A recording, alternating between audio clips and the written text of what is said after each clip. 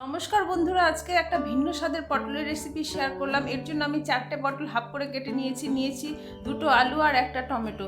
সমস্ত জিনিসগুলো আমি প্রেসার কুকারে দিয়ে দিলাম আর ওর মধ্যে দিয়ে দেব 1 চামচ সরষের তেল, 1 চামচ জল আর নুন দিয়ে সমস্ত জিনিসগুলো ভালো করে প্রেসারে সেদ্ধ করে নেব। সেদ্ধ করে একটা থালায় নামিয়ে আমি চামচ দিয়ে সবজিগুলোকে ম্যাশ করে নিচ্ছি। এবার কড়াইতে তেল গরম করে কালো জিরে, শুকনো লঙ্কা ফোড়নে দিয়ে রসুন কুচি দিয়ে একটু লাল লাল করে ভেজে নিয়ে ওর মধ্যে দিয়ে দেব পেঁয়াজ কুচিটা একটু লাল করে ভেজে নিয়ে তার মধ্যে দিয়ে দেব সেদ্ধ করা পটল, আলু, টমেটো দিয়ে ভালো করে ভাজা করে নেব। একটু হাই ফ্লেমে ভেজে নিতে হবে। হাই ফ্লেমে ভেজে নিয়ে ওর মধ্যে দিয়ে দিলাম একটু হলুদ গুঁড়ো। আমি নুন দিয়ে পটলটা সেদ্ধ করেছিলাম আর আলাদা করে নুন দিলাম না। ভাজা করে নিয়ে ওর মধ্যে দিয়ে দেবো কুচনো লঙ্কা, কুচনো ধনেপাতা দিয়ে নেড়ে নিলেই হয়ে যাবে দুর্দান্ত স্বাদের পটল ভর্তার রেসিপি।